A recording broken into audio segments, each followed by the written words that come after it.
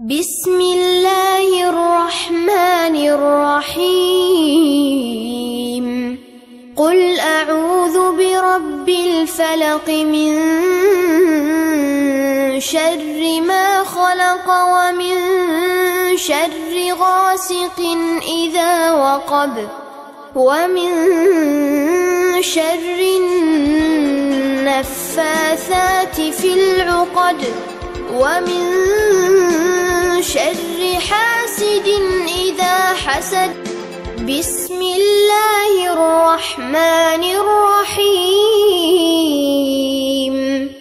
ألم تر كيف فعل ربك بأصحاب الفيل ألم يجعل كيدهم في تضليل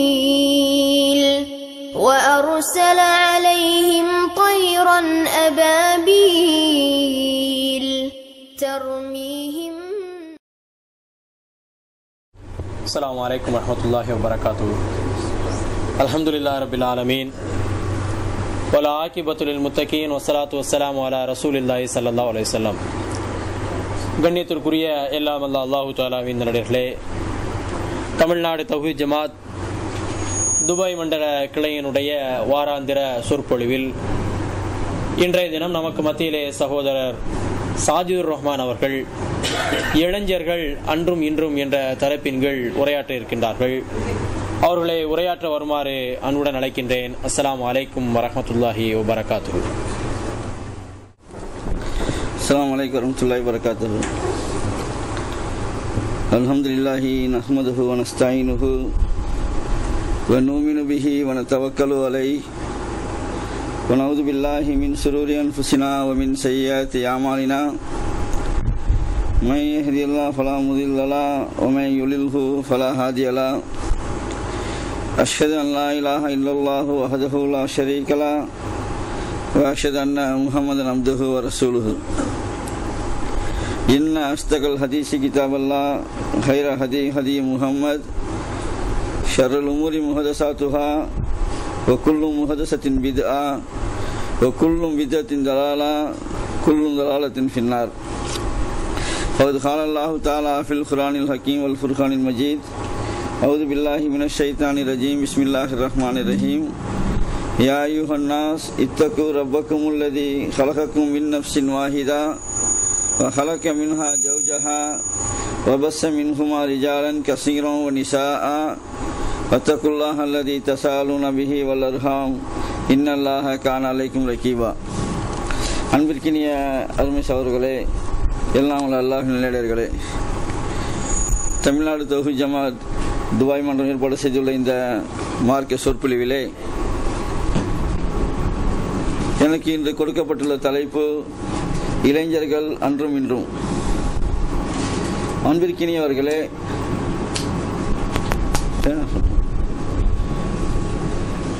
இந்த தலைப்பை பொறுத்தவரையிலும்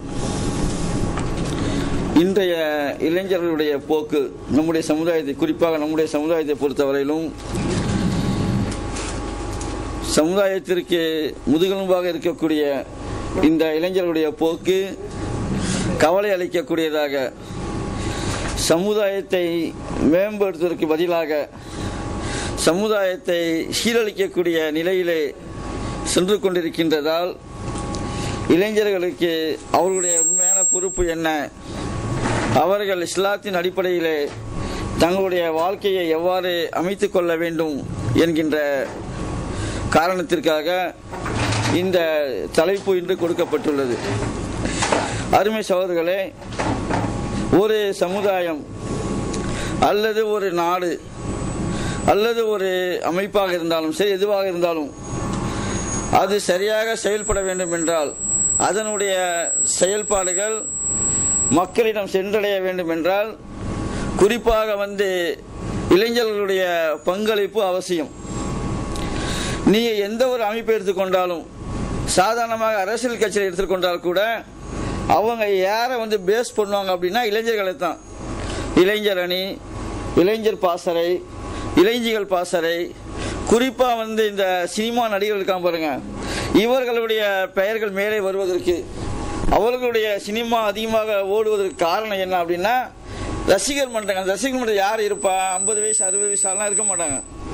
இளைஞர்கள் தான், குறிப்பாக பள்ளி மாணவர்கள், கல்லூரி மாணவர்கள், அந்த 25 வயதுக்குள்ளாக உள்ள இளைஞர்கள் தான் அவர்களுடைய ரசிகர்களாக இருப்பார்கள். ஏன் என்றால் அந்த வயசுல தான் எதையும் செய்வார்கள். பயம்னா என்னன்னு இந்த டீனேஜ் வயசுக்கு பார்த்தீங்களா, அந்த 16 முதல் 25 வயசு வரையிலும் எதையும் செய்வதற்கு தயாராக இருப்பார்கள். பயம் என்பது இருக்காது, எதை பத்தி கவலையே இருக்காது. ஏன்? செலவுக்கு பணம் வாப்பா அம்மா கொடுத்துருவாங்க, அதை பத்தி கவலை இருக்காது. அதே மாதிரி குடும்ப பொறுப்பு என்பது இருக்காது. நம்மளால தான் குடும்பம் நடக்கணும், நாம தான் குடும்பத்தை தாங்க வேண்டும், நம்முடைய சகோதரியை காப்பாற்ற வேண்டும், பெற்றோரை காப்பாற்ற வேண்டும் என்னெல்லாம் அந்த வயசுல இருக்காது. ஏதோ ஒரு சில மாணவர்கள் வேணா, ஒரு சிலர் வேணா வித்தியாசமா இருக்கலாம். அப்ப எதை செய்தாலும் ஏதாவது சாதிக்கணும், ஏதாவது ஒன்றை செய்ய வேண்டும் என்று அந்த ஒரு உணர்ச்சி பெருக்கால் செய்யக்கூடிய ஒரு வயசு தான் அந்த 16 to 25 டீனேஜ் என்று செய்யக்கூடிய வயசு. அப்ப அந்த வயசை காரணம் வைத்துதான் எல்லாருமே நீங்க பார்க்க என்ன செய்வாங்க, இளைஞர்களை தான் பேஸ் பண்ணியே போவாங்க. அப்ப இந்த இளைஞர்கள் தங்களுடைய அந்த வயசை எப்படி அமைத்துக் கொள்ள வேண்டும், அதற்கு இஸ்லாம் சொல்லக்கூடிய உதாரணங்கள் என்ன என்பதை தான் நாம இந்த தலைப்பில் பார்க்க இருக்கின்றோம். ஏனென்றால் இன்னைக்கு நம்முடைய சமுதாயத்தை சேர்ந்த இளைஞர் குறிப்பா எப்படி போய்கொண்டிருக்கின்றார்கள் என்றால், ஒரு இலக்கு இல்லாமல், வாழ்க்கையில ஒரு திட்டமிடம் இல்லாமல், தங்களுடைய எதிர்கால வாழ்க்கையை எவ்வாறு அமைத்துக் கொள்ள வேண்டும், தாங்கள் சென்றடைய வேண்டிய இலக்கு என்ன என்பதெல்லாம் சுத்தமாக அறிந்து கொள்ளாதவர்களாக மக்கள் போயிட்டு எந்த அளவுக்கு போயிட்டு இருக்காங்க. எதையாவது ஒன்று இருக்கு, அவர் உள்ளத்தில் என்ன இருக்குது என்றால், நம்முடைய சமுதாயத்திற்காக நாம் எதையாவது செய்ய வேண்டும், எதையாவது சாதிக்க வேண்டும், அதற்காக நாம் செயல்பட வேண்டும் என்ற எண்ணம் இருக்கின்றது. ஆனால் அந்த எண்ணம் எப்படி இருக்குது என்றால், விளங்காமல் எதையெல்லாமோ நல்லது என்று விளங்கி மார்க்கத்திற்கு மாற்றமான செயல்களிலே ஈடுபடக்கூடிய இளைஞர்களை நாம் பார்க்கிறோம். எப்படி பார்க்கிறோம்? எங்கேயாவது ஒரு முஸ்லீம் பாதிக்கப்படுவர்களேயானால், எங்கேயாவது முஸ்லீமுக்கு ஒரு துன்பம் ஏற்படுமையானால், முஸ்லீமுடைய சொத்துக்கள் சூறையாடப்படுமையானால், இளைஞர்கள் எப்படி திசை திருப்பப்படுகின்றார்கள்? நம்மை அடித்தவனுடைய சமுதாயம் இவன், இவனுக்கு நாம் பதிலடி கொடுக்க வேண்டும் என்று ஜிஹாத் என்கின்ற பெயரிலே சமுதாயத்தை சீரழித்து இளைஞர்களை திசை திருப்பி என்ன பண்றாங்க? இன்னைக்கு அரசியல் என்ற நாடகத்திலே, அரசியல் என்ற அந்த அந்த அரசியல் என்கின்ற அந்த சாக்கடையில் அவளை புகுத்தி இன்னைக்கு இளைஞர்களுடைய அந்த வாழ்க்கை, இளைஞர்களுடைய அந்த இலக்கு, அவர்களுடைய அந்த சாதனைகள், அவருடைய முயற்சிகள் எல்லாம் வீணாக்கப்படுகின்றன. இன்னும் என்ன செய்யறாங்க? ஒரு சிலர் தாங்கள் ஏற்றுக்கொண்ட அமைப்புடைய தலைவர்கள், தாங்கள் ஏற்றுக்கொண்ட அமைப்புடைய நிர்வாகிகள், தாங்கள் ஏற்றுக்கொண்ட அமைப்புடைய கொள்கையை பிரச்சாரம் செய்யக்கூடியவர்கள் எப்படி இருந்தாலும் எனக்கு கவலை கிடையாது. அவர்கள் பெண் பித்தர்களாக இருக்கலாம், அவர்கள் அரசியல்வாதிகளாக இருக்கலாம், அவர்கள் பொருளாதார மோசடி செய்தவர்களாக இருக்கலாம், சமுதாயத்திலே எல்லாராலும் அசிங்கப்படக்கூடியவர்களாக இருக்கலாம், அதை பற்றி எனக்கு கவலை இல்லை என்றெல்லாம் இளைஞர்கள் எப்படி போயிட்டு இருக்காங்க, இந்த மாதிரி சென்று கொண்டிருக்கின்றார்கள். இன்னும் சில இளைஞர்கள் எப்படி சிந்திக்கின்றார்கள் என்றால், இவர்களை எல்லாம் விட்டுவிட வேண்டும், இந்த பெண் பித்தலோடு செல்லக்கூடாது, இந்த அமைப்பில் நாம் போகக்கூடாது, இப்படி ஜிஹாத் பண்ணுவது தவறு என்றெல்லாம் விளங்கியிருக்கக்கூடிய இளைஞர்கள் கூட என்ன இருக்கிறார்கள், தங்களுடைய கொள்கையிலே தெளிவாக இருந்தால் கூட தங்களுடைய செயல்பாடுகளிலே அவர்கள் இலக்கு இல்லாமல் இருக்கின்றார்கள். எதை செய்ய வேண்டும், எதை செய்யக்கூடாது, எப்படி செய்ய வேண்டும், எப்படி செயல்படக்கூடாது என்பதையெல்லாம் விளங்காதவர்களாக, மார்க்கத்தை விளங்குவதற்கு பதிலாக தங்களுடைய நேரங்களையும் காலங்களையும் வேறு வழிகளிலே, குறிப்பாக என்டர்டைன்மெண்ட் என்று சொல்லக்கூடிய பேஸ்புக்கில் தொலைக்கக்கூடிய இளைஞர்கள் எத்தனை பேர் தங்களுடைய நேரத்தையும் காலத்தையும் இன்டர்நெட்டிலும், சேட்டிங்கிலும், பேஸ்புக்கிலும், யூடியூபிலும் தொலைக்கக்கூடிய இளைஞர்கள் அதிகமான பேராக இருக்கின்றார்கள். காலத்துடைய அந்த மதிப்பு தெரியவில்லை. காலம் பொன் போன்றது. நான் நேற்று சென்ற நேரம் அல்லது அரை மணி நேரத்துக்கு முன்னால் சென்ற நேரத்துடைய அந்த மதிப்பு, அதனுடைய ஹானஸ்டி என்ன என்று தெரியல. காலத்தின் வீண் விரயம் செய்து கொண்டிருக்கின்றார்கள். எப்படி அல்லாஹ்வுடைய பாதையிலே தங்களுடைய வாழ்க்கையை அமைத்துக் கொள்ள வேண்டும் என்பதை எல்லாம் இளைஞர்கள் தெரியாத ஒரு காரணத்தால், இலக்கு இல்லாமல் சென்று கொண்ட காரணத்தினால்தான் இந்த தலைப்பை உங்களிடம் சொல்லக்கூடிய நிலைக்கு நம்முடைய ஜமாத் தள்ளப்பட்டிருக்கின்றது. அருமை சகோதரர்களே, அல்லாஹ் சுப்ஹானஹு வ தஆலா தன்னுடைய திருமறையிலே இளைஞர்களுக்கெல்லாம் ஒரு முன் உதாரணமாக ஒருத்தரை சொல்லி காட்டுகின்றான். நாம் அதிகமாக படித்திருக்கின்றோம். யூசுப் அலைஹிஸ்ஸலாம் அவர்கள். அல்லாஹ் சுப்ஹானஹு வ தஆலா சூரத்துல் யூசுஃபிலே 12வது அத்தியாயத்தில் சொல்லி காட்டுகின்றான். லகத் கான ஃபீ யூசுஃபு ஃபீ அஹ்வதிஹி ஆயாத்தில் லிஸாயிலின், அதாவது யூசுஃபுடைய வரலாற்றிலும் அவருடைய சகோதரரிடத்திலும் நிறைய உங்களுக்கு சான்றுகள் உள்ளன, அத்தாட்சிகள் உள்ளன, படிப்பினைகள் உள்ளன என்று அல்லாஹ் சுப்ஹானஹு வ தஆலா தன்னுடைய திருமறையிலே சொல்லி காட்டுகின்றான். என்ன படிப்பினை பார்க்கணும். யூசுப் அலைஹிஸ்ஸலாம் அவர்களை பொறுத்தவரையிலும் நாம என்ன நினைச்சிட்டு இருக்கிறோம் அப்படி என்றால், மேம்போக்காக படிக்கின்றோம். அதை ஆழ்ந்து நோக்க வேண்டும். எப்படி நோக்கணும்? யூசுப் அலைஹிஸ்ஸலாம் அவர்கள் ஒரு வீட்டில் வளர்றாங்க. வளர்ந்து வாலிப பருவம் அடைந்தவுடன் எந்த வீட்டில் வளர்ந்தார்களோ, யார் அவரை வளர்த்தாரோ அவரே தன்னுடைய ஆசையை தீர்த்து வைக்குமாறு, தன்னுடைய இச்சையை தீர்த்து வைக்குமாறு யூசுப் அலைஹிஸ்ஸலாம் அவர்களை அழைக்கின்றார்கள். அந்த பெண்ணை அழைக்கும் போது என்ன செய்யறாங்க? யூசுப் அலைஹிஸ்ஸலாம் அவர்கள் அல்லாஹ்வுடைய உதவியின் காரணத்தினால் அந்த தவறில் இருந்து மீண்டு வருகின்றார்கள். அதுக்கு பிறகு கூட யூசுப் அலைஹிஸ்ஸலாம் அவர்கள் நிர்பந்திக்கப்படும் போது அவர்கள் என்ன அல்லாஹ்விடம் துஆ செய்தார்கள், அவர்கள் என்ன அல்லாஹ்விடம் துஆ செய்தார்கள் என்பதை நாம யோசிச்சு பார்க்கிறோம். என்ன செய்யறாங்க? அல்லாஹ் சுப்ஹானஹு வ தஆலா சொல்றாங்க, ஹால ரப்பி சிஜ்னி, அதாவது அஹப்ப இலா மிம்மா யதுஊதனி, அதாவது என்னுடைய இறைவா, எனக்கு சிறையில் இருப்பது சிறந்தது. நான் சிறைக்கு சென்று அங்கே வாடுவது எனக்கு பெருமை. அதை நான் சந்தோஷமாக ஏற்றுக்கொள்கின்றேன். எதை விட? இந்த பெண்களுடைய சூழ்ச்சியை விட, இந்த பெண்களிடம் நான் தவறான முறையிலே என்னுடைய ஆசை அனுபவிப்பதை விட நான் சிறையில் இருப்பது எனக்கு சிறந்தது என்று அல்லாஹு தஆலாவிடம் யூசுப் அலைஹிஸ்ஸலாம் அவர்கள் துஆ செய்கின்றார்கள். யோசிச்சு பாருங்க, நாமும் இருக்கின்றோம், தௌஹீதை பேசுகின்றோம், என்ன செய்யணும்? நேரத்தை காலத்தையும் நிச்சயம் பண்ண பெண்ணோடு சேட்டிங் பண்ணி கொண்டிருக்கின்றோம். மார்க்கத்தில் தவறு என்று சொன்னால் நாம் அதற்கு வியாக்கியானம் கூறுகின்றோம். யோசிச்சு பார்க்கணும். இதே யூசுப் அலைஹிஸ்ஸலாம் அவர்களை அல்லாஹ் சுப்ஹானஹு வ தஆலா செய்றாங்க. அந்த ஆட்சியாளர் ஜெயிலே, அல்லாஹ் சுப்ஹானஹு குர்ஆன்ல சொல்லி காட்டுறான், ஜெயிலிலே போடுகின்றார்கள்.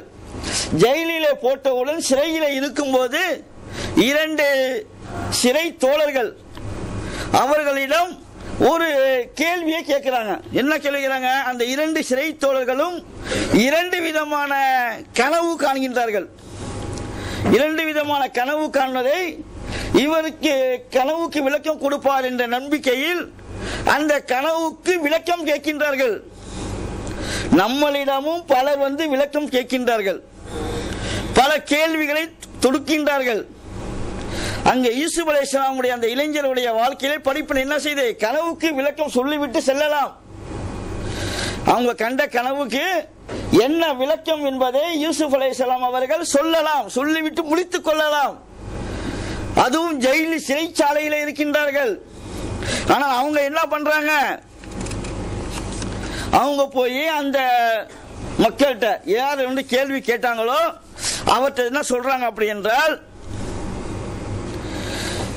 நான் வந்து ஒரு கொள்கையை ஏற்றுக்கொண்டிருக்கின்றேன். என்ன சொல்றாங்க? இன்னி தரக்து மில்லத்த ஹோமன் லா யூமினூன பில்லாஹி வஹும் பில் ஆகிரதி ஹும் காஃபிரூன். மறுமை அல்லாஹ்வை நம்பாத, மறுமையை மறைக்கிற கூட்டத்தை, மார்க்கத்தை விட்டும் நான் விலகிவிட்டேன். எப்படி சொல்றாங்க? ஒருத்தர் என்ன செய்யறாருன்னா வந்து கேள்வியை கேட்கின்றார். என்ன கேள்வி கேட்கிறாரு?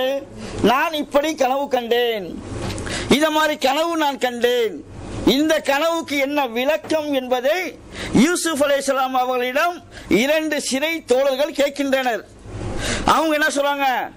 கனவுக்கு பதில் சொல்லுவேன், சொல்லாம இருக்க மாட்டேன்.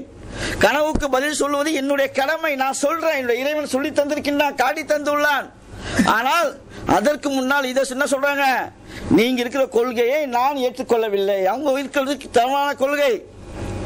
அந்த கொள்கையை யார் இறைவனை மறுக்கின்றார்களோ, மறுமையை மறுக்கின்றார்களோ அந்த மார்க்கத்தை நான் பின்பற்றவில்லை தாவா பண்றாங்க. ஃபர்ஸ்ட் அவங்க கேட்கக்கூடிய கேள்விக்கு ஏன் அந்த இடத்துல என்ன பண்றாங்க, என்ன விளக்கம் என்றால், ஒருத்தர் நம்மை நாடி கேள்வி கேட்க வந்து விடுவாரேயானால் நாம சொல்லக்கூடிய பதிலை ஏற்றுக்கொள்ளக்கூடிய நிலையில தான் அவர் வரார். அவ்வாறு வருபவர் நாம சொல்லக்கூடிய பதிலுக்காக அவருக்கு அங்கு தேவை இருப்பதால் நாம் எதையெல்லாம் சொல்லுகின்றோமோ அதை கேட்கக்கூடிய நிலைக்கு அவர் தள்ளப்படுகின்றார். இதான் படிப்பினாங்க. என்ன சொல்றாங்க, நான் இத மாதிரி கூட்டத்தை சேர்ந்தவன் கிடையாது, நான் ஒரு சரியான கூட்டத்தை சேர்ந்தவன் சொல்லிட்டு சொல்றாங்க. எப்பேற்பட்ட கூட்டம் அது, இப்ராஹிம், இஸ்ஹாக்கு, யாக்கூபு இவங்களுடைய மார்க்கம். நான் இருக்கக்கூடிய கூட்டம் எப்பேற்பட்ட கூட்டம், இப்ராஹிமுடைய கூட்டம், இஸ்ஹாக்குடைய கூட்டம், யாக்கூபுடைய மார்க்கம் நான் பயன்படுத்துகின்றேன். அது மட்டும் இல்லாமல் நாங்கள் அல்லாஹுக்கு இணை வைக்க மாட்டோம். கேட்கிற கேள்வி என்ன, இவங்க சொல்ற பதில் என்ன பாருங்க. யூசுப் அலைஹிஸ்ஸலாம் அவர்கள் கேட்கக்கூடிய கேள்வி என்ன, அவங்ககிட்ட கேட்ட கேள்வி கனவுக்கு விளக்கம்.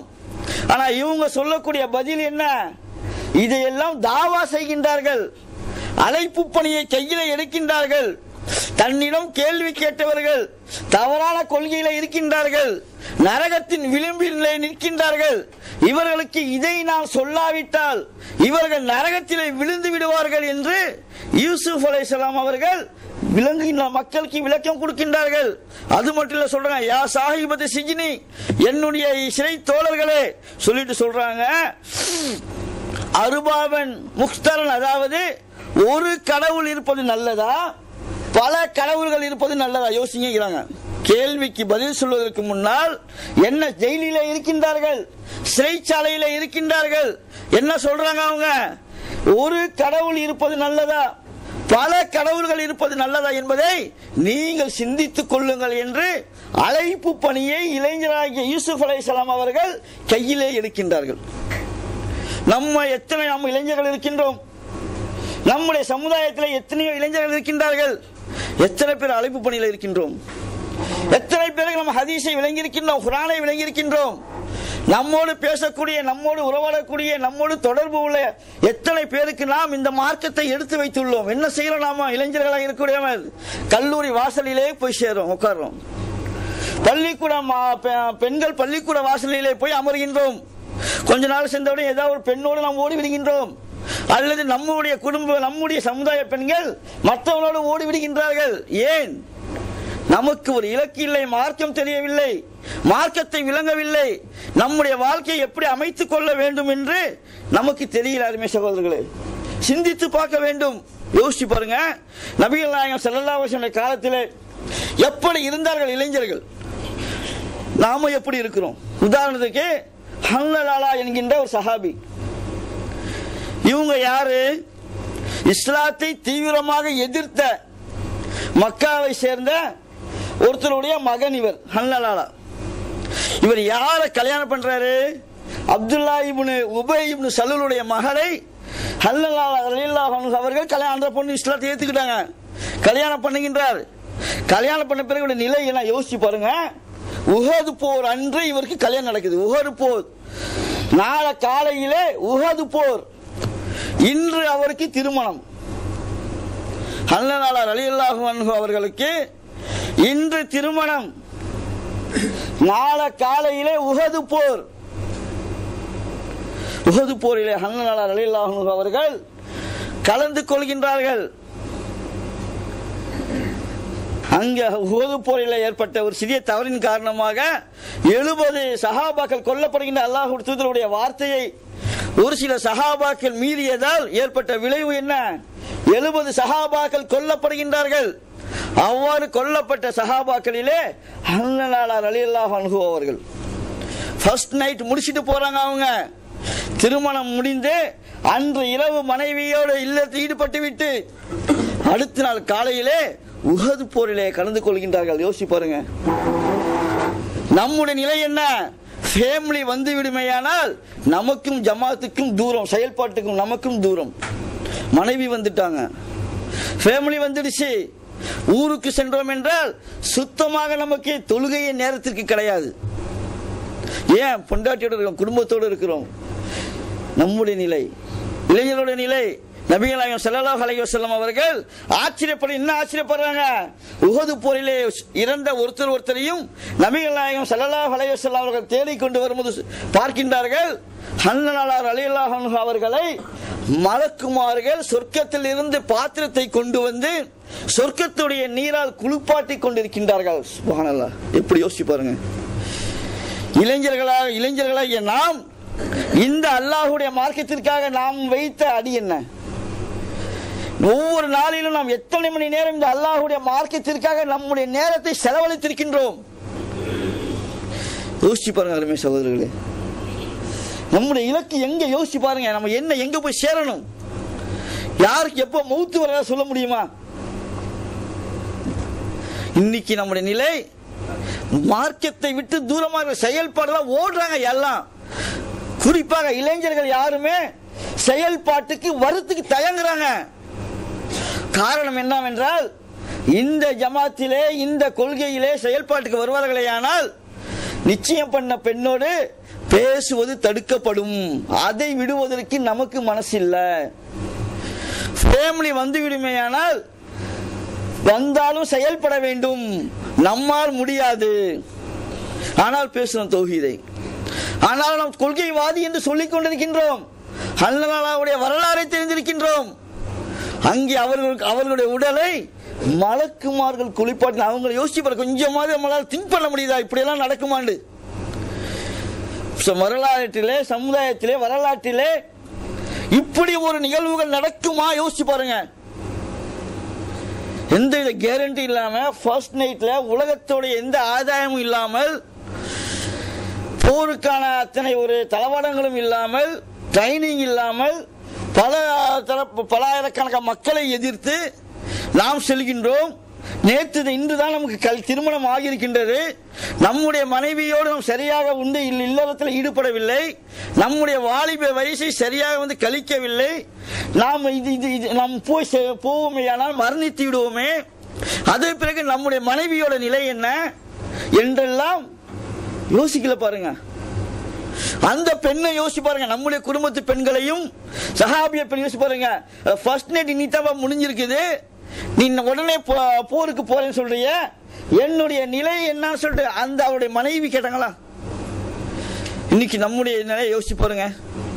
அருமை சகோதரர்களை, இளைஞர்களாக இருக்கக்கூடிய இளைஞர்கள் கையில தான் ஒரு சமுதாயத்துடைய வீழ்ச்சியும் எழுச்சியும் யாருடைய கையில இருக்குது என்றால் இளைஞர்கள் கையில தான் இருக்குது. அவர்கள் தான் தூக்கி நிறுத்தக்கூடியவர்களாக இருக்கின்றார்கள்.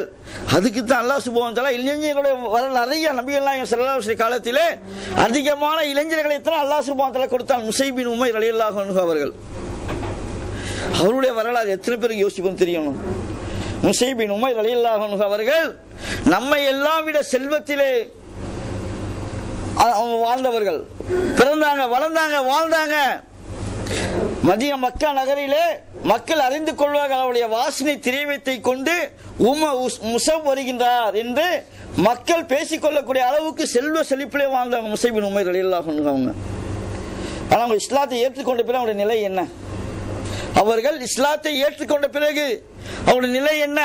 இதே உஹது போரிலே இவர்களும் ஷஹீதாக்கப்படுகின்றார்கள். கஃன் துணி அவங்களுக்கு ஆடை, அதாவது அடக்கம் பண்ணும்போது கஃன் துணிக்கு அவர்கள் போட்டிருந்த அந்த ஆடை மட்டும்தான் அவங்கள்ட்ட இருந்துச்சு. அந்த ஆடையை வைத்து தலையை மூடினால் கால் தெரிஞ்சிச்சு, காலை மூடினால் தலை தெரியுது. யார் அவங்க? இளைஞர். கொஞ்சம் யோசிச்சு பாருங்க. கப்பாப் ரலியல்லாஹு அன்ஹு சொல்றாங்க, அல்லாஹ்வுடைய தூதருடைய காலத்திலே ஆரம்பத்தில் இஸ்லாத்தை ஏற்றுக்கொண்டவர்களில் பலர் எதுவுமே அனுபவிக்காமல் எந்த பலனையும் சுவைக்காமல் இறந்து விட்டார்கள். அவங்க என்ன செய்யறாங்க? கப்பாப் ரலியல்லாஹு அன்ஹு கொஞ்சம் காலங்கள் இஷ்டம் மரணிக்கிறாங்க. நபி ஸல்லல்லாஹு அலைஹி காலத்துக்கு பிறகுதான் மரணிக்கிறாங்க. சொல்லி காட்டுறாங்க, நாங்கள் எல்லாம் உலகின் பலனையும் சுவைத்து விட்டோம். முஸைப் பின் உமர் போன்றவர்கள் எதையுமே அனுபவிக்காமல் அல்லாஹ்வுடைய பொருத்தத்தை மட்டும் நாடி சென்று விட்டார்கள். யார் அவங்க? இளைஞர்கள். எப்பேற்பட்ட அவங்களுடைய தாவா? நபிகள் நாயகம் ஸல்லல்லாஹு அலைஹி வஸல்லம் அவர்கள் மதீனாவிற்கு செல்வதற்கு முன்னால் மதீனாவில் உள்ள மக்களுக்கு அழைப்பு பணி பிரச்சாரம் செய்வதற்கு மதீனாவை சேர்ந்த அசத் ரலியல்லாஹு அன்ஹு அவங்க இளைஞர் அவரையும் மக்காவை சேர்ந்த முசைப் பின் உமைரையும் தான் அனுப்புறாங்க. அவங்க மதீனாவாசி. அசத் ரலியல்லாஹு அன்ஹு அவர்கள் மதீனாவாசி. ஆனா அவர் சொன்னா எடுப்படாதுன்னு சொல்லிட்டு வெளியூரில் மக்காவிலிருந்து யாரு போறா? முசைப் பின் உமைர் ரலியல்லாஹு அன்ஹு அவங்க போறாங்க. 17 வயது இளைஞர். யோசிச்சு பாருங்க. அவங்க போயிட்டு மக்காவில் பிரச்சாரம் பண்றார்கள். மதீனாவிலே நபிகள் நாயகம் ஸல்லல்லாஹு அலைஹி வஸல்லம் அவர்கள் மதீனா செல்வதற்கு முன்னால் நீங்கள் ஹிஜ்ரத் செய்தால் எங்கள் ஊருக்கு வாங்க என்று நபிகள் நாயகம் ஸல்லல்லாஹு அலைஹி வஸல்லம் சொல்லக்கூடிய அளவுக்கு மக்களை அல்லாஹ் சுப்ஹானஹு வ தஆலா மாற்றினான் என்றால் எந்த அளவுக்கு அந்த இளைஞராகிய முசைப் பின் உமைர் ரலியல்லாஹு அன்ஹு அவர்கள் அழைப்பு பணியில் ஈடுபட்டிருப்பார்கள், பிரச்சாரத்தில் ஈடுபட்டிருப்பார்கள். கொஞ்சம் யோசிச்சு பார்க்கணும். நாம இங்க பேச்சு பயிற்சி வாங்க என்று கூப்பிட்டால் வருவதற்கு தயக்கம். ஏன்? எங்க பயானுக்கு போட்டுவாங்களோ என்று பயம். நம்முடைய இலக்கு நல்ல, அதாவது 90% இளைஞர்களுடைய இலக்கு என்ன நேரத்தை எப்படி கழிக்கிறாங்க அப்படின்னா, காலையில டியூட்டிக்கு போவாங்க, 6 மணிக்கு வந்து உட்காருவாங்க, லேப்டாப் ஆன் பண்ணி காதுல ஹெட்போனை மாட்டினால் சாப்பாடு தெரியாது, ஒண்ணு துளுக தெரியாது, வாங்க சொல்ல எதுவுமே தெரியாது. என்னத்தான் அவன் நேரம் பேசுறாங்கன்னு ஆச்சரியமா இருக்கும். இதே லீவ்ல போனால் 5 மணி நேரம் மனைவியோட உட்கார்ந்து நேரம் பேசிட்டு இருப்பாங்களா? பேசிட்டு இருக்கிறீங்களா? யோசிச்சு பாருங்க. எவர் ஒருத்தர் இங்க லேப்டாப்ல போன்ல நெட் போன்ல 5 மணி நேரம் மனைவியோடு பேசுறீங்க, இதே நீங்கள் ஊருக்கு சென்றால் தொடர்ந்து 5 மணி நேரம் மனைவியோடு பேசிட்டு இருக்கிறீங்களா? யோசிச்சு பார்க்கணும். பேசுவது தவறு இல்லை, ஆனா நேரத்தை இப்படி அதனால என்ன பேசுறீங்க யோசிச்சு பாருங்க. எதையோ பேசுவதை பேசுங்க. 1 மணி நேரம் பேசுங்க, 1/2 மணி நேரம் பேசுங்க, 3/4 மணி நேரம் பேசுங்க. மற்ற நேரத்தை அல்லாஹ்வுடைய பாதையை செலவழிங்க. உங்களுடைய பக்கத்துல உங்களை எத்தனை பேர் தொழுவாத இருக்கிறாங்க? ஏன் உங்களுடைய ரூம்லயே உங்களுடைய ரூம் பார்ட்னர்ஸ் எத்தனை பேர் தொழுவாத இருக்கிறாங்க? எத்தனை பேர் குர்ஆன் ஓத தெரியாத இருக்கின்றார்கள்? எத்தனை பேர் மார்க்கம் தெரியாமல் இருக்கின்றார்கள்? அவர்களுக்கு மார்க்கத்தை எடுத்து சொல்லுங்க, அல்லாஹ்வுடைய செயல்படுங்க. இல்லைங்க எப்படி முசைப் பின் உமைர் ரலியல்லாஹு அன்ஹு அவர்கள் நமக்கு முன்னுதாரணமாக திகழ்கின்றார்கள். ஹல்லாலா ரலியல்லாஹு அன்ஹு அவர்கள் எப்படி திகழ்றாங்க யோசிச்சு பாருங்க. அருமையாக யோசிக்கணும், சிந்திக்க வேண்டும். அது மட்டும் இல்லாம பாருங்க, நிறைய சஹாபாக்கள் நீங்க பார்க்கலாம். புகாரி இமாம் எடுத்துக்கங்க. இன்னைக்கு நாம வந்து புகாரி புகாரி புகாரி ஹதீஸ் பேசிட்டு இருக்கிறோமே, இந்த புகாரி இமாம் எந்த வயசிலே அவர் இந்த மார்க்கத்தை அறிந்து கொண்டார்? எந்த வயசிலே இவர் அந்த புத்தகத்தை புகாரி ஹதீஸை எழுத ஆரம்பித்தார்? 40 வயசுலா, 50 வயசுலா, இல்ல 35 வயசுலயா, இல்ல கல்யாணம் பண்ணி எல்லா பொண்டாட்டியோட எல்லாத்தையும் அனுபவிச்சு ஆண்டு புள்ள குட்டிலாம் பெத்து ஒரு லெவலுக்கு வந்த பிறகு நாம சொல்லுவோம், இப்பதான் கல்யாணம் இருக்குது, இவ்வளவு நாள் தனியா இருந்தா, நேத்தான் பொண்டாட்டி வீட்டுல வந்திருக்குது, இன்னைக்கு நீங்க போன் பண்ணி நிர்வாகிகளை கூப்பிடுறீங்களா, இல்ல நீங்க வந்து மீட்டிங்கு கூப்பிடுறீங்களா, இல்ல நீங்க அங்க வாங்க செயல்பாடு கூப்பிடுறீங்களா? எப்படி போய் வர்றது பொண்டாட்டியை விட்டுட்டு? வெள்ளிக்கிழமை வாங்க ஒரு நாள், மற்ற நாள் வெள்ளிக்கிழமை வாங்கினா, வெள்ளிக்கிழமை தான் நான் பொண்டாட்டி கூட்டிட்டு ஷாப்பிங் சென்டர் போனோம். யாரு? குர்ஆன் ஹதீஸை பேசக்கூடியவர்கள். யோசிச்சு பாருங்க. புகாரி இமாம் அவர்கள் தன்னுடைய 18ஆம் வயதிலேயே புகாரி ஹதீஸை எழுத ஆரம்பிச்சிருக்காங்க. அப்படி எழுதுனதால தான் இன்னைக்கு நாமளும் ஹதீஸை பேசிக் கொண்டிருக்கின்றோம். நம்மில் எத்தனை இளைஞர்கள் ஹதீஸை ஆய்வு பண்றோம், எழுதிய ஹதீஸை படித்து வைக்கின்றோம். ஒரே நம்மகிட்ட ஒண்ணு சேட்டிங், டேட்டிங், இல்லைன்னா இது மாதிரி நியூ இயர் கிறிஸ்துமஸ்ல கொண்டாட்டம், சுத்துறது, இதை தவிர வேற என்ன வேலையை நாம் செய்கின்றோம்? இப்ராஹிம் அலைஹிஸ்ஸலாம் எடுத்துங்க, சுப்ஹானல்லாஹ், எப்பேற்பட்ட வரலாறு. அவங்க நல்ல தெளிவா பாக்குறாங்க, இவங்க வணங்கக்கூடிய அனைத்தும் கடவுள் இல்லை என்று. எந்த வயசுல பாக்குறாங்க அவங்க இளைஞர்? ஏன் அவங்க அந்த சிலையை உடைச்ச உடனே அந்த சமுதாய மக்களே சொல்றாங்க, என்ன சொல்றாங்க? இந்த சிலையெல்லாம் யார் உடைச்சிருப்பான் என்றால் இப்ராஹிம் என்ற ஒரு இளைஞர் தான் செஞ்சிருக்கணும். ஏன் அவர் தான் குறை சொல்லி கொண்டு இருந்தார் என்று இளைஞரா இருந்தாங்க. தன்னுடைய தகப்பனுக்கு தாவா பண்றாங்க, தன்னுடைய சமுதாய மக்களுக்கு தாவா செய்கின்றார்கள். இங்க எத்தனை இளைஞர்கள் நம்ம மர்க்கஸ்ல எல்லாம் வரீங்க, வார வாரம் பயானுக்கு வரீங்க, எத்தனை பேர் ஃபீல்டில் இருக்கிறீங்க?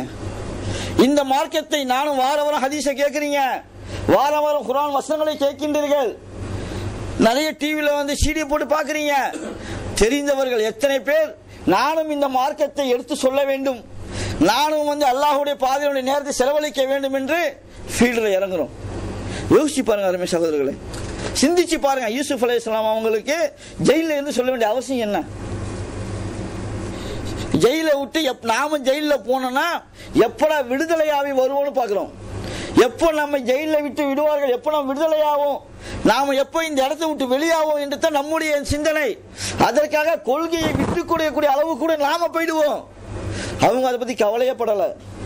அவங்க அதை பத்தி கொஞ்சம் கூட கவலைப்பட. என்ன சொல்றாங்க, உள்ளவர்களுக்கும் தாவா செய்ய வேண்டும், அவனும் சரியான பாதையில் வர வேண்டும் என்றெல்லாம் நமக்கு சரியான ஒரு படிப்பினையாக அவங்க சொல்லி காட்டுறாங்க. யோசிச்சு பார்க்கணும். அதே மாதிரி பாருங்க, நிறைய குர்ஆன் வசனங்களுக்கு அதிகமான விளக்கம் யார் கொடுத்திருக்கின்றா? அப்துல்லா இப்னு அப்பாஸ் ரலியல்லாஹு அன்ஹு. அவங்க யார்? அவங்களுடைய வயசு என்ன? அவங்க சின்ன பிள்ளையா இருக்கும்போது தான் அவங்க என்ன செய்றாங்க, மார்க்கத்தை நபிகள் நாயகம் ஸல்லல்லாஹு அலைஹி வஸல்லம் தூதராக இருக்கும்போது அப்துல்லா இப்னு அப்பாஸ் சிறிய சிறிய பிள்ளைகள் தஹஜ்ஜுக்கு எந்திரிக்கிறாங்க. நபிகள் நாயகம் ஸல்லல்லாஹு அலைஹி வஸல்லம் அவர்கள் தஹஜ்ஜத் தொழுது கொண்டிருக்கும் போது என்ன செய்றாங்க, அப்துல்லா இப்னு அப்பாஸ் அவர்களும் எந்திரிச்சு என்ன பண்றாங்க, இடது பக்கம் நிக்கிறாங்க. நபி ஸல்லல்லாஹு அலைஹி வஸல்லம் தலையை என்ன காதை பிடிச்சி தன்னுடைய வலது பக்கமாக நிறுத்துறாங்க. அந்த ஹதீஸ் அவங்க தான் சொல்லி காட்டுறாங்க. அப்ப என்ன அர்த்தம், ஒருத்தர் தனியாக தொழும் போது இன்னொருத்தர் சேர்ந்தால் வலது பக்கத்தான் நிற்க வேண்டும் என்ற ஹதீஸை எந்த வயசுல வந்து சொல்லி காட்டுறாங்க யோசிச்சு பாருங்க. அப்துல்லா இப்னு அப்பாஸ் ரலியல்லாஹு அன்ஹு அவர்கள் சிறுவர். நாம நம்முடைய வீட்டுல பிள்ளை தூங்கிட்டு இருக்குது, நாமளே தஹஜ்ஜத் தொழுதுல இன்கேஸ் எந்திரிச்சா கூட நம்முடைய பிள்ளைக்கு நாம சொல்லுவோம்ல, பிள்ளை நம்முடைய பிள்ளை தானாக எந்திரிச்சு சொல்ற அளவுக்கு நம்முடைய பிள்ளை நம்ம வளர்த்திருக்கிறோமா? நம்முடைய குடும்பத்து இளைஞர்கள் இப்படி இருக்கின்றார்களா? யோசிச்சு பார்க்கணும்.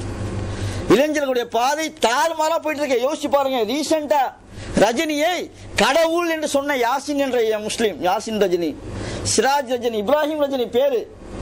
யாரு ரஜினி? முஸ்லிம்களை கொன்று குவிப்பதை காத்துக்கொண்ட சிவசேனாவுடைய மவுத் பீஸ் தான் ரஜினி. இன்னும் விளங்கல. திருச்சியில ரீசெண்டா ரஜினியுடைய பிறந்த நாளிலே 60வது பிறந்த நாள் ஏதோ கண்ட என்னுடைய கடவுள் என்று சொல்லக்கூடிய அளவுக்கு முஸ்லிம் இளைஞர்கள். இப்ராஹிம் பேர், இப்ராஹிம் ரஜினி.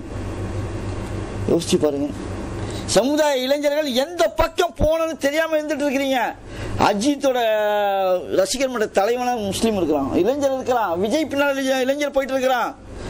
அண்ணா ஹசாரே பின்னால போயிட்டு இருக்கிறான். இளைஞர்கள், முஸ்லீம் இளைஞர் போயிட்டு இருக்கிறான். விளங்க மாட்டேங்கிறான். காரணம் என்ன?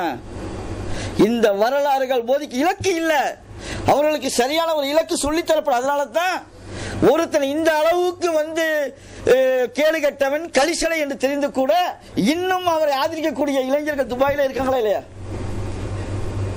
நல்லா தெரியும். சமுதாயத்துடைய சீர்கேடு, சமுதாயத்துடைய கலிசலை இந்த ஆள் என்று தெரிந்து கூட இளைஞனாக இருக்கக்கூடியவன் இன்னும் அவர்களை ஆதரித்துக் கொண்டிருக்கின்றார்கள் என்றால், அவர்களோடு இணைந்து செயல்பட்டுக் கொண்டிருக்கின்றார்கள் என்றால், இவர்களுடைய இலக்கு தான் என்ன?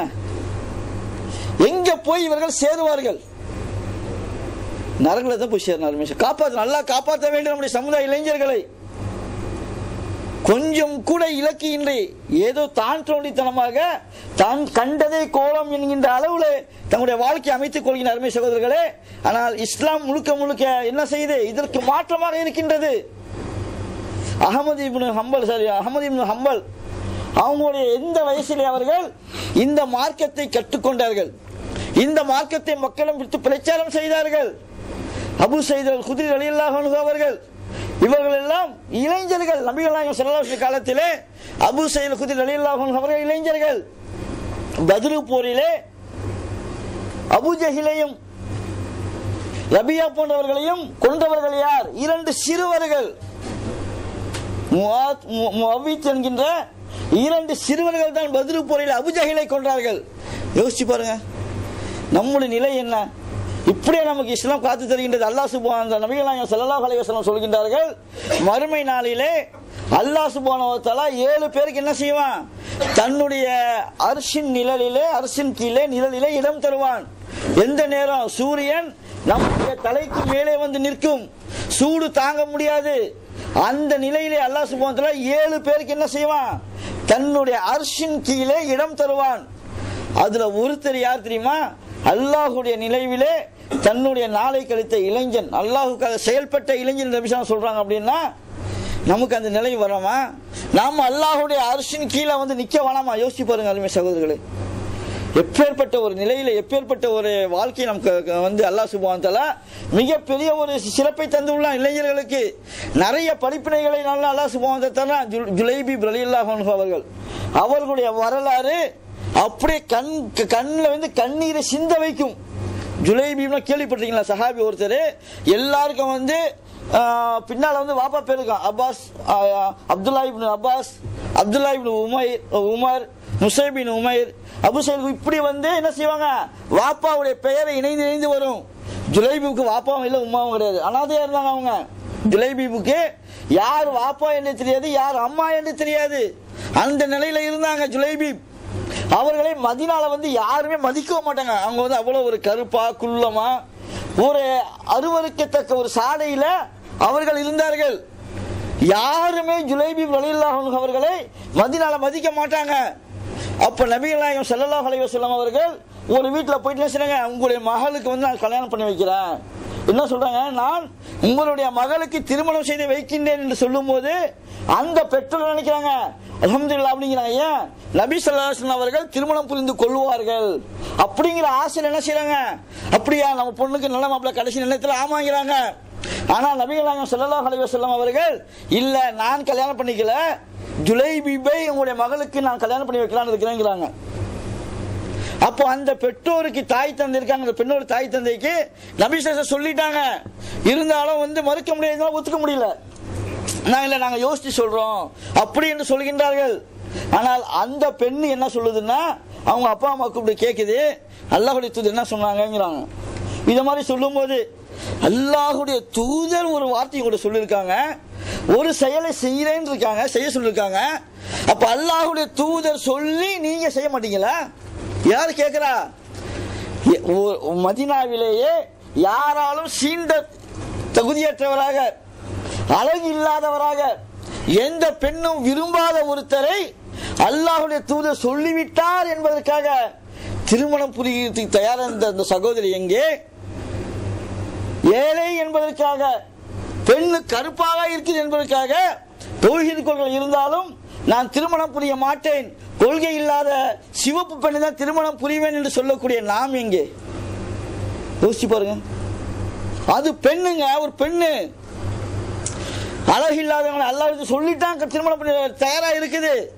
முழுக்க முழுக்க குர்ஆன் ஹதீஸ் குடும்பம், குர்ஆன் ஹதீஸ்ல ஊறிய அந்த பெண், மார்க்கத்தை பிரச்சாரம் செய்யக்கூடிய பெண், ஆனால் ஏழை, ஆனால் கலர் மாநிலம் கருப்பு, திருமணம் புரிவதற்கு நாம் தயாரா இல்லை. யார் தயாரா இருப்பா?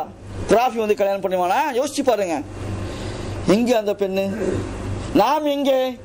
அதே ஜுலைபீப் அவர்கள் அதே மாதிரி திருமணம் முடிந்தவுடன் அவங்களும் உஹது போற தான் போறாங்க. என்ன செய்றாங்க? ஜுலைபீப் அவர்களும் திருமணம் முடிந்தவுடன் உஹது போரில் கலந்து கொள்கின்றார்கள், ஷஹீதாக்கப்படுறாங்க. இன்னா லில்லாஹி வ இன்னா இலைஹி ராஜிஊன், ஷஹீதாக்கப்படுகின்றார்கள்.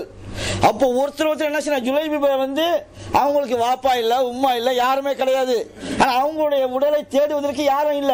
ஆனா ஒருத்தர் என்ன செய்றாங்க, என்னுடைய அம்மா எங்கே, என்னுடைய சகோதரன் எங்கே, என்னுடைய தாய் எங்கே, தந்தை எங்கே என்று ஒருத்தர் இறந்தவரை தேடிக்கொண்டிருக்கும் போது நபி ஸல்லல்லாஹு அலைஹி வஸல்லம் அவர்கள் என்னுடைய ஜுலைபீப் எங்கேன்னு கேட்கிறாங்க, தேடுறாங்க.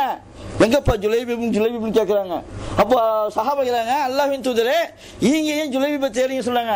ஜுலைபீப் எனக்குரியவர், நான் ஜுலைபீபுக்கு உரியவன் என்று தன்னுடைய இரண்டு கைகளிலே அவருடைய இறந்த உடலை நபிகள் நாயகம் ஸல்லல்லாஹு அலைஹி வஸல்லம் அவர்கள் அப்படியே தூக்கிட்டு வராங்க. யோசிச்சு பாருங்க அருமை சகோதரர்களே, எப்படி சஹாபாக்கள் செய்தார்கள். நமக்கு கிடைத்த மாதிரி முழு குர்ஆன் அவருக்கு கிடைச்சிச்சு. இன்னைக்கு முழு குர்ஆனும் நம்முடைய கையிலே உள்ளன. அனைத்து நடைமுறைகளும், அனைத்து ஹதீஸ்களும், அனைத்து விளக்கங்களும், அனைத்து முன்னுதாரணம் நம்முடைய கையிலே உள்ளன. அவர்களுக்கு கொஞ்சம் கொஞ்சமாக அனுப்பப்பட்டது ஹதீஸ்கள், கொஞ்சம் கொஞ்சமாக குர்ஆன் அனுப்பப்பட்டது. அவர்கள் செய்தார்களே, வரலாற்றில் நடக்குமா என்று சிந்திக்கக்கூடிய அளவுக்கு அவருடைய செயல்பாடுகள் அமைந்தது. அது இளைஞர்கள், திருமணமானவர்கள் செய்தார்களே. நாம் என்ன செஞ்சிருக்கோம் யோசிச்சு ஒருத்தர் யோசிச்சு பாருங்க. நான் இன்றைய தினம் அல்லாஹ்வுடைய மார்க்கத்திற்காக, இந்த குர்ஆன் வசனத்திற்காக நான் செய்தது என்ன? இந்த மார்க்கம் மேலோங்குவதற்காக, இந்த மார்க்கம் எல்லோரும் போய் சென்று சேர்வதற்காக நான் எடுத்த முயற்சி என்ன? ஒருத்தர் சிந்தித்து பாருங்கள். ஒவ்வொரு இளைஞர்களாக நிறைய பேர் இருக்கிறீங்க, சிந்தித்து பாருங்கள் அருமை சகோதரர்களே. அல்லாஹ்வுடைய மறுமையை அஞ்சிக் கொள்ளுங்கள். சஹாபாக்கள் எல்லாம் மறுமையை அஞ்சினார்கள். தங்களிடம் இருந்த ஒரு பழக்கத்தை அல்லாஹ் சொல்லிவிட்டான் என்பதற்காக எத்தனை ஆண்டு காலம் அவர்கள் அந்த பழக்கத்தில் இருந்தாலும் தூக்கி விட்டு எரிஞ்சாங்க. நம்மளால முடியலையே. குர்ஆன் ஹதீஸை பேசுறோம், குர்ஆன் ஹதீஸை தெரிகிறோம், விளங்குறோம், இருந்தாலும் நம்மளால முடியல. கேட்டா இயற்கையை மாற்ற முடியாதுங்கிறோம். நம்ம என்ன செய்யணும்? இயற்கையான யதார்த்தமான ஒரு பழக்கத்தை எப்படி மாற்றுவது என்று நாம கேள்வி கேட்கிறோம். உமர் ரலியல்லாஹு விட கோபக்காரர் இருப்பாங்களா? உமர் ரலியல்லாஹு விட கோபக்கார சஹாபாக்கள் நம்ம யாராவது கேள்விப்பட்டிருக்கோமா? அப்பேற்பட்ட உமர் ரலியல்லாஹு யதார்த்தம் சாதாரணமே கோபம் வரும். அவங்களுக்கு மார்க்கத்துக்கு முரணா ஏதாவது பேசிட்டாங்கன்னா, இல்ல அவர்களை குறை கூறி யாராவது சொல்லிட்டாங்க அப்படி என்றால் உமர் ரலியல்லாஹு அவர்களுக்கு உடனே கோபம் வந்துவிடும். வாளை எடுத்து வெட்டதுக்கு தயாராயிடுவாங்க. கேள்விப்பட்டோமா இல்லையா? நபி ஸல்லல்லாஹு அலைஹி வஸல்லம் மரணித்து கிடக்கும் போது யாராவது மரணித்தாங்க சொல்லிட்டா தலையை வெட்டி வேண்டும் வாளை எடுத்தாங்களா இல்லையா? அதே மாதிரி அவங்க ஆட்சியாளராக இருக்கும் போது ஹூர் பின் கைஸ் என்பவர் என்ன செய்யறாரு? வந்து அவங்களை கடுமையா பேசுறாரு. சலாம் சொல்லல, வாளை எடுக்கிறாங்க.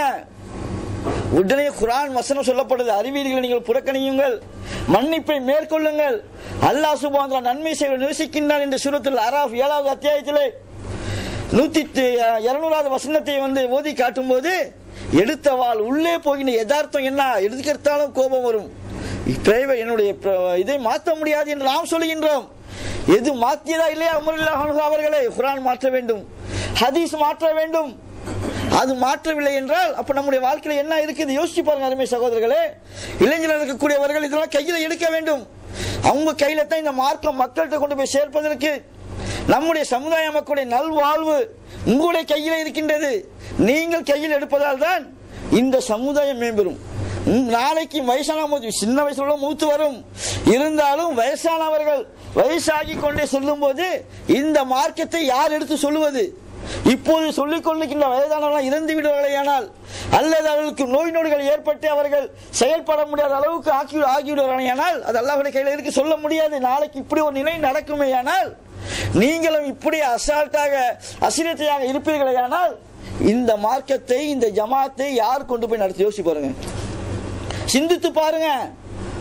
நாம பாட்டுக்கு வரோம், டைம் பாஸ் பண்றோம் அப்படி என்று செல்வோமேயானால், அல்லாஹ்விடம் பதில் சொல்ல வேண்டும். அல்லாஹ்விடம் எல்லாம் பதில் சொல்லி ஆகணும். ஒவ்வொரு நேரத்துக்கும் பதில் சொல்லி ஆகணும். நீ எவ்வளவு நேரம் பேசினாலும் சரி, 5 மணி நேரம் சேட்டிங் பண்ணதுக்கு அல்லாஹ் பதில் சொல்லித்தான் ஆகணும். இவ்வளவு நீ என்ன பேசினா கேட்பான். பேசிய மனைவிடம் என்ன தாவா பண்ணினா என்று கேட்பான். பேசிய பெற்றோரிடம் என்ன தாவா செய்தா, என்னுடைய மார்க்கத்தை என்ன சொன்னா என்று கேட்பான். யோசிச்சு பாரு அருமை சகோதரர்களே. அது மட்டும் இல்லாம இன்னும் நீங்க பாத்தீங்க அப்படின்னா, சஹாபாக்குடைய வரலாறு நீங்க எடுத்துங்க. சாத் பின் அபி வக்காஸ் ரலியல்லாஹு அன்ஹு, சாத் பின் அபி வக்காஸ் ரலியல்லாஹு அன்ஹு அவர்கள் இஸ்லாத்தை ஏற்றுக்கொள்ளும் போது இளைஞர். யாரு? சாத் பின் அபி வக்காஸ் ரலியல்லாஹு அன்ஹு. அவங்களுடைய உம்மா இவர் இஸ்லாத்தை ஏற்றுக்கொண்டுவதை விரும்பவில்லை, சுத்தமா விரும்பல. அவங்க முகமது என்றாலே அவங்களுக்கு பிடிக்காது. அவங்க என்ன சொல்றாங்க? நீ முகமதை விட்டு விலக வேண்டும் என்று சாத் பின் அபி வக்காஸ் ரலியல்லாஹு அன்ஹுவிடம் அவருடைய தாயார் சொல்கின்றார்கள். இவங்க எடுத்து சொல்றாங்க, இல்ல அவர் சரியான ஒரு கொள்கையை கொண்டு வருகின்றார், ஒரு கடவுளை மட்டும்தான் வணங்க சொல்கின்றார், நாம வணங்குதான் சரியில்லை, அதனால நான் அவர் தான் பின்பற்றுவேன், அவர் பின்னால் தான் போவேன்னு சொல்றாங்க. உம்மாக்காரங்க கேட்கல, சாப்பிட மாட்டேன்னு சொல்றாங்க, புடிவாதம் பிடிக்கின்றார்கள். திரும்ப சொல்லி சொல்லி பாக்குறாங்க. ஆனா நம்முடைய உம்மா மாதிரிலாம் அந்த உம்மா நடிக்கல. நம்முடைய உம்மா என்ன செய்வாங்க? நீ கக்கிலி வாங்கவில்லை என்றால் நான் கல்யாணத்துக்கு வரமாட்டேன்னு சொல்லுவாங்க. நீ கக்கிலி வாங்கவில்லை என்றால் நான் தற்கொலை பண்ணிக் கொள்வேன் என்று சொல்வார்கள், தீ குளித்திடுவேன் என்று சொல்வார்கள், உனக்கு எனக்கு பேச்சுவார்த்தை இல்லை என்று சொல்லுவார்கள்.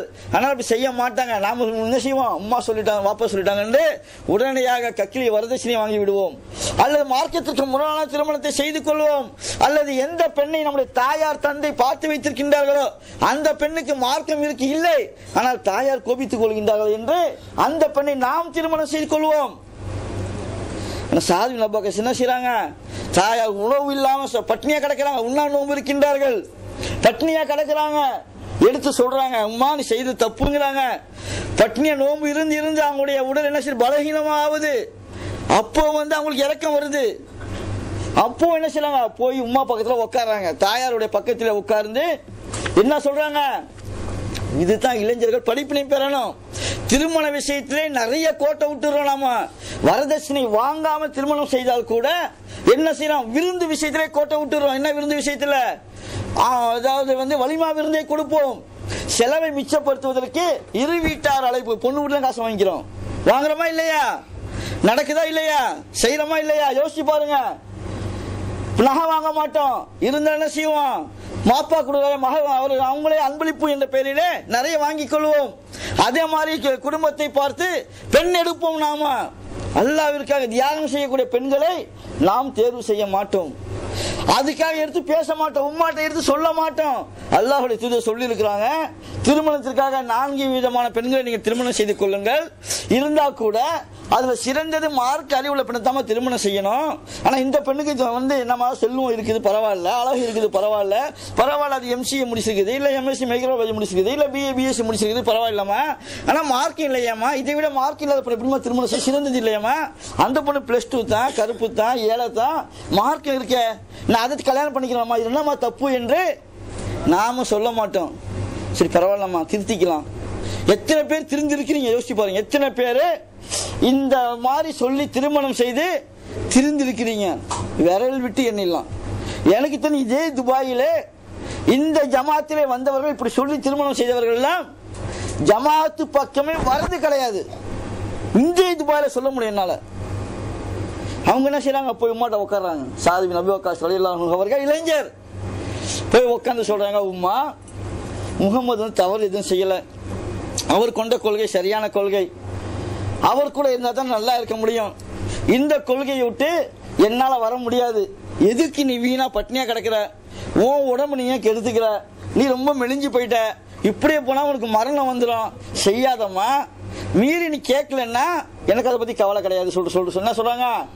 இப்போ நீ மரணித்து திரும்பவும் என்னுடைய இறைவன் உனக்கு உயிரை கொடுத்து, திரும்பவும் நீ மரணித்து திரும்பவும் இறைவன் உனக்கு உயிரை கொடுத்து, இப்படி 100 முறை மரணித்து உயிர் பெற்றால் கூட இந்த கொள்கையை நான் விடமாட்டேன். சுப்ஹானல்லாஹ், யோசிச்சு பாருங்க. எங்கே அவர்கள், எங்கே நாம்? கொள்கை குன்றாக விளங்கினார்கள், கொள்கைக்காக தாயை எதிர்த்தாங்க. நாம் என்ன செய்யறோம்? கொள்கையை விடுவதற்காக தாயை எதிர்க்கிறோம், கொள்கைக்காக தாயை எதிர்க்க மாட்டேங்கிறோம். ஏன்? திருமண விஷயத்தில் கொள்கை விடுவதற்கு தாயை ஆதரிக்கிறோம். அதே மனைவி வந்தவுடன் மனைவி பேச்சை கேட்டு தாயை திட்டுகின்றோம், தாயை எதிர்க்கின்றோம், தாயை ஏசுகின்றோம். ஏதாவது நன்மை இருக்காதுல்ல? அந்த இளைஞருடைய படிப்பினை நம்முடைய வாழ்க்கையில வரணும். யோசிச்சு பாருங்க அருமை சகோதரர்களே. இது எத்தனை பேர் நம்மகிட்ட இருக்குது? இல்லையே. எத்தனை பேர் நம்முடைய பெற்றோரிடம் தாவா எடுத்து சொல்றோம், செய்ய மாட்டேங்கிறோமே. அப்ப இத மாதிரி எல்லாம் அன்றைய இளைஞர்கள் இருந்தாங்க. அந்த இளைஞருடைய வாழ்க்கை நம்முடைய வாழ்க்கையில வர வேண்டும். இல்லைன்னா நம்ம தட்டு தடுமாறி இலக்கு இல்லாம தான் போவோம். இன்னைக்கு காலேஜ் பசங்க எடுத்துக்கிட்டீங்க அப்படின்னா எங்க போற பேஸ்புக்கை நீ திறந்து பாருங்க. சுப்ஹானல்லாஹ், பேஸ்புக்னு ஒண்ணு வந்து அதை திறந்ததால அது என்ன செய்யறோன்னு தெரிய மாட்டேங்குது. காதுல மாட்டிக்கிறாங்க, பேஸ்புக்ல உட்காந்துக்கிறாங்க. வந்து சாப்பிட்டீங்கன்னு கேட்டா கூட யாரு பக்கத்தில் நின்று பேசுகின்றா என்பது கூட தெரிய மாட்டேங்குது. குர்ஆன் கிளாஸ் நடக்கின்றது, ஆலோசனைகள் மஷூராக்கள் நடக்கின்றன. அப்போ கூட என்ன பேசுறோம்னு விளங்காத அளவுக்கு பேஸ்புக்குடைய தாக்கம், ட்விட்டருடைய தாக்கம், சேட்டிங்குடைய தாக்கம், யூடியூபுடைய தாக்கம் நம்மகிட்ட இருக்குது. கேட்டா நம்ம என்ன செய்யணும்? படம் பார்க்கல பாய், வடிவேலு விட்ட பார்க்கணும்னு சொல்றோம். என்ன செய்யலாம்? படம் பார்ப்பது தவறு. நான் சினிமா டான்ஸையா பார்த்துட்டு இருக்கிறேன், நமிதா ஆடுறதை நான் பார்க்கல, சிம்ரா ஆடுறதை நான் பார்த்துட்டு இருக்கிறேன். இல்லையே, வடிவேலுடைய காமெடியை பார்த்துக் கொண்டிருக்கின்றேன், கவுண்டமணி காமெடியை பார்த்துக் கொண்டிருக்கின்றேன். ஏன் அந்த நேரத்தில் இந்த ஹதீஸ் எடுத்து மக்கள் சொன்னால் வடிவேலு காமெடியை பார்ப்பதா மறுமையில கூலி இருக்குதா? யோசிச்சு பாருங்க. அல்லது இந்த உலகத்தில் உங்களுக்கு டைம் பாஸ் ஆகும், ஆனால் அதனால் என்ன நன்மை? உங்களோடு இருப்பவர்களுக்கு என்ன நன்மை? சிந்திச்சு பாருங்க. இளைஞர்களுடைய வாழ்க்கை இப்படிதான் போயிட்டு அருமை சகோதரர்களே. இதையெல்லாம் விட்டு நாம் விலக வேண்டும். இதிலிருந்து நாம் படிப்பினை பெற வேண்டும். குறிப்பாக இளைஞர்களுடைய நாம தாவாவை கையில் எடுக்க வேண்டும், அழைப்பு பணியை கையில் எடுக்க வேண்டும். அதுதான் அல்லாஹ் சுப்ஹானஹு நம்மளை இந்த உலகத்தில் படைச்சதுக்கு காரணமே என்ன அப்படின்றால் இந்த மார்க்கத்தை மற்றவர்களிடம் எடுத்து சொல்ல வேண்டும் என்பதற்காகத்தான். வேற எதற்காகவும் அல்லாஹ் சுப்ஹானஹு வ தஆலா இந்த உலகத்தில் நம்மளை படைக்கவே இல்லை. நீங்க கல்யாணம் பண்ணி புள்ள பிறகு இதெல்லாம் உலக யதார்த்த வாழ்க்கை. ஆனால் நாம் படைக்கப்பட்டதுடைய நோக்கம் என்ன? இதுதான் நோக்கம்.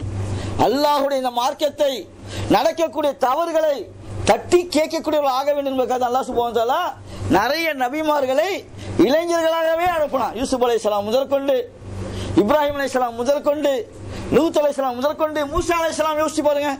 அவர்களும் இளைஞர்களாக இருக்கும் போதுதான் அவருக்கு அல்லாஹ் சுப்ஹானஹு வ தஆலா நபித்துவத்தை கொடுத்து ஃபிரௌன் என்ற அரசனிடம் அவங்களை அனுப்புறான். அந்த இஸ்ரேல் மக்களுக்கு பாதுகாவலராக, அந்த இஸ்ரேல் மக்களுக்கு குரல் கொடுக்கக்கூடியவராக யார் ஆகிறா? மூசா அலைஹிஸ்ஸலாம் அவர்களை இளைஞராக தான் இருக்கிறாங்க. அதிகமான இளைஞர்களை தான் அல்லாஹ் சுப்ஹானஹு வ தஆலா செஞ்சான். இந்த மார்க்கத்தை மக்களிடம் எடுத்து சொல்லக்கூடியவர்களாக, தவறுகளை தட்டி கேட்கக்கூடிய ஆக்கியிருக்காங்க என்றால் அதிகமான கடமை, அதிகமான பொறுப்புகள் யார்கிட்ட இருக்குது என்றால் இளைஞர்கள் மேல் சுமத்தப்பட்டிருக்கின்றது. ஒவ்வொரு நபிமாவுடைய வாழ்க்கையிலும் இளைஞர்களுக்கு படிப்பினை இருக்கின்றது. சிந்திச்சு பார்க்கணும், யோசிச்சு பார்க்கணும். அதிலிருந்து நாம் படிப்பினை பெற வேண்டும். மறுமையிலே அல்லாஹு தாலாவிடம் நாம் பதில் சொல்லக்கூடிய நிலையில் இருக்கிறோம். எந்த ட்விட்டரும் எந்த வடிவேலும் நமக்கு என்ன செய்யாது? மறுமையிலே உதவி செய்ய மாட்டார்கள், நமக்கு எதிராக வருவார்கள். நாம் எந்த தலைவனை ஏற்றுக்கொண்டிருக்கின்றோமோ அந்த தலைவன் நமக்கு எதிராக வருவான். அவனுடைய தவறை நாம் தட்டி கேட்கவில்லை என்றால், அவனை நாம் திருத்த முயற்சி செய்யவில்லை என்றால், அவனுடைய தவறுகளை நாம் சுட்டி காட்டவில்லை என்றால் அந்த தலைவன் நமக்கு எதிராக வருவான், அந்த சமுதாயம் நமக்கு எதிராக வரும். அப்போ இதையெல்லாம் சிந்தித்துக் கொள்ள வேண்டும், சிந்தித்து பார்க்க வேண்டும். அப்போ நாம் என்ன செய்ய வேண்டும்? இத மாதிரி சஹாபாக்களுடைய வாழ்க்கையிலே, நபிமாவுடைய வாழ்க்கையிலே நாம் படிப்பினை பெற வேண்டும். அதற்கு அதிகமாக குர்ஆனை படிக்க வேண்டும். நாம் எத்தனை பேர் நாம தினமும் குர்ஆனை படிச்சுட்டு தூங்குறோம்? யோசிச்சு பாருங்க. ஒரு நாளைக்கு நம்முடைய எத்தனை நிமிடம் நாம் குர்ஆனை படிக்கின்றோம்? அல்லாஹ்வால் இறக்கப்பட்ட ஒரு வேதம், நம்முடைய வாழ்க்கைக்கு வழிகாட்டக்கூடிய ஒரு வேதம், நம்முடைய வாழ்க்கை ஏற்படும் அனைத்து இன்பம் துன்பங்களுக்கும் சரியான ஒரு வழிகாட்டியது, நம்முடைய கஷ்டங்களுக்கு, நம்முடைய உள்ளத்தில் எப்படி நோய்களுக்கு ஒரு அருமருந்து அது. அப்பேற்பட்ட அந்த ஒரு குர்ஆனை தினமும் நாம் எத்தனை பேர் படிக்கின்றோம்? எத்தனை பேர் சிந்திக்கின்றோம்? யோசிச்சு பாருங்க. ஒரு காலேஜில் ஒரு பையன் இருக்கலாம் வச்சுங்க, பிசிஏ படிச்சுட்டு இருக்கான். பிசிஇ படிச்சுட்டு இருக்கக்கூடிய ஒரு ஸ்டூடெண்ட், அவனுக்கு கொடுத்த சப்ஜெக்டை அவன் படிக்கவில்லை என்றால் அவன் அந்த காலேஜில் பாஸ் ஆவானா? அது எழுதுவான். யோசிச்சு பாருங்க. பிசியில உதாரணத்துக்கு என்ன இருக்குது? மேத்ஸ் ஒரு சப்ஜெக்ட் இருக்கு, கம்ப்யூட்டர் சப்ஜெக்ட் இருக்கு, பிசிக்ஸ் இருக்குது. அவன் கம்ப்யூட்டர் நல்லா படிச்சுட்டான், பிசிக்ஸ்ல நல்ல மார்க் வாங்கிட்டான், மேத்ஸ் படிக்கல, என்ன ஆகும்? என்ன ஆகும்? டிகிரி பாஸ் ஆக முடியாது, டிகிரி வாங்க முடியாது. அதே மாதிரி அல்லாஹ் சுப்ஹானஹு வ தஆலா நமக்கு இதை கொடுத்துருக்கிறான், குர்ஆனை கொடுத்துருக்கிறான், நபி ஸல்லல்லாஹு அலைஹி ஹதீஸ் இருக்குது. இதெல்லாம் படிச்சா வாழ்க்கையில் முன்னேறலாம். அதே மாதிரி இந்த உலகத்தை நிம்மதியாக வாழலாம், மறுமையில இதை விட நிம்மதியாக வாழலாம். அதெல்லாம் விட்டுட்டு நான் ட்விட்டர்ல உட்காந்துருப்பேன், ஃபேஸ்புக்கில் உட்காந்துருப்பேன், என் நேரத்தை செலவழிப்பேன், வடிவேலு காமெடி பார்ப்பேன், கவுண்டமணி காமெடி பார்த்துட்டு இருப்பேன். இல்லை யூடியூப்ல வேற ஏதாவது அமேசிங் வீடியோன்னு போடுவானுங்க, அதை பார்த்து நான் நேரம் நாள் ஃபுல்லாக எல்லாரும் சேர்ந்து சிரிச்சு பேசிட்டு இருப்போம். அப்படி என்று சொன்னால் அதெல்லாம் பதில் சொல்லுமா நமக்கு ஆதரவாக, அல்லது இந்த குர்ஆன் நமக்கு ஆதரவாக, நமக்கு சஃபாத்தாக பதில் சொல்லுமா? யோசிச்சு பார்க்கணும். அப்ப நாம மறுமையிலே எதை படித்தால் எதை செய்தால் வெற்றி பெறுவோம் என்று கூட தெரியாம இருக்கிறோங்க. அதுதான் ஆச்சரியம். மறுமை வாழ்க்கையிலே அல்லாஹ்வுடைய முன்னால் நாம் போய் நிற்கும் போது எதை படித்தால் எதை செய்தால் நாம் வெற்றி பெறுவோம் என்று கூட தெரியாத ஒரு அவல நிலைக்கு நம்ம சமுதாயம் இருக்குதுன்னா, நம்ம இளைஞர்கள் இருக்கின்றீர்கள் என்றால் கொஞ்சம் யோசிச்சு பாருங்க, சிந்திச்சு பாருங்க. அப்ப நம்மளை யார் காப்பாத்துவா? யாருமே காப்பாற்ற மாட்டாங்க. நபி ஸல்லல்லாஹு அலைஹி வஸல்லம் சொல்லி காட்டுறாங்க. இந்த குர்ஆனை பத்தி சொல்லும் போது வேற தலைப்பு இருந்தா கூட இந்த பாயிண்ட் வந்துடுச்சு. மறுமை நாளிலே குர்ஆன் என்ன செய்யும்? அல்லாஹ்விடம் சிபாரிசு செய்யும்.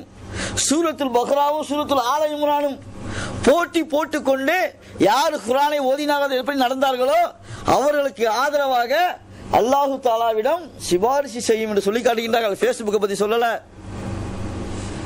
இன்டர்நெட்டை பத்தி சொல்லல, யூடியூப் வடிவேலை பத்தி சொல்லல, அமேசிங் வீடியோவை பத்தி சொல்லல. யோசிச்சு பாருங்க. பார்க்கலாம், டைம் இருந்தா பார்க்க வேண்டாம் சொல்ல, அதுலயே மூழ்கி கிடக்குது. பார்க்கிறோம், நம்ம கண்ணு முன்னாடி நடக்க தெரியுது.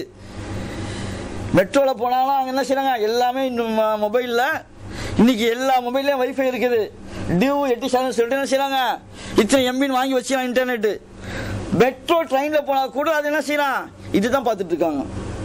பஸ்ல வந்தாலும் அந்த டைம் பாஸ் தான் பார்த்துட்டு இருக்காங்க. ஏன் அந்த ஆன்லைன் பிஜில உள்ள பயானை பார்க்க கூடாது? இல்ல மற்ற இஸ்லாமிய செய்திகளை போயிட்டு அதனுடைய இஸ்லாத்துடைய விளக்கங்களையும் தெரிந்து கொள்ளக்கூடாது. காரணம் என்னன்னா, நமக்கு இந்த உலகம் தான் முக்கியம் நினைச்சிருக்கிறோம். இந்த உலகம் தான் வாழ்க்கை என்று நினைத்துக் கொண்டிருக்கின்றோம். தவறு. இந்த தவறிலிருந்து ஒருத்தர் விடுதலை பெற வேண்டும். அருமை சகோதரர்களே, இதுதான் முக்கியமாக இளைஞர்களாக இருக்கக்கூடிய நீங்கள் படிப்பினை பெறணும். ஏன்னா உங்களுடைய கையிலே தான் சமுதாயம் இருக்கின்றது.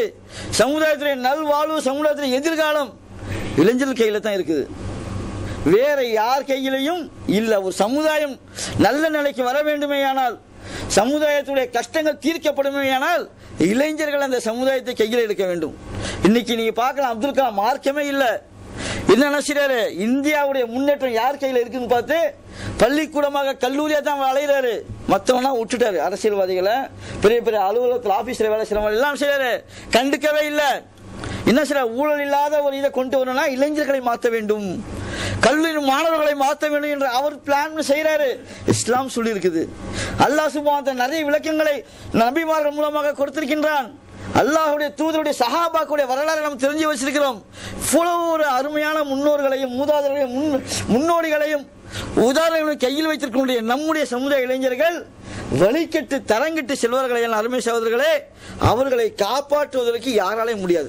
செஞ்சீங்க நீங்களா ஒரு சமுதாயம் தன்னைத்தானே மாற்றிக்கொள்ளாத வரையிலே அல்லாஹ் சுப்ஹானஹு வ தஆலா அவர்களை மாற்ற மாட்டான் என்று குர்ஆனில் தெள்ள தெளிவாக அல்லாஹ் சொல்லி காட்டுகின்றான். இளைஞர்களாகிய நீங்க மாறாத வரையிலும், இளைஞர்களாகிய நீங்கள் உங்களை திருத்திக் கொள்ளாத வரையிலும் அல்லாஹ் சுப்ஹானஹு வ தஆலா உங்களை அந்த குர்ஆனின் வசனத்தின் அடிப்படையில் திருத்த மாட்டான். யோசிக்கணும். அப்போ ஒருத்தரும் நாம் எதை கேட்டோமோ அதை மனதிலே சிந்தித்து அதை தன்னுடைய வாழ்க்கையை செயல்படுத்தக்கூடிய மக்களாக இருக்கக்கூடிய இந்த செயல்பாட்டிலே தங்களை இணைத்துக் கொள்ளக்கூடியவர்களாக ஒருத்தர் முயற்சி செய்ய வேண்டும். மறுமையிலே எந்த அரசுடைய நிழலிலே இளைஞர்களுக்கு இடம் கிடைக்குமோ அந்த இளைஞர்களாக ஆவதற்கு ஒருத்தரும் முயற்சி செய்ய வேண்டும் என்று கோரியவனாக என்னுடைய இந்த உரையை முடிக்கின்றேன். அஸ்ஸலாமு அலைக்கும் வரஹ்மத்துல்லாஹி வபரகாத்துஹு.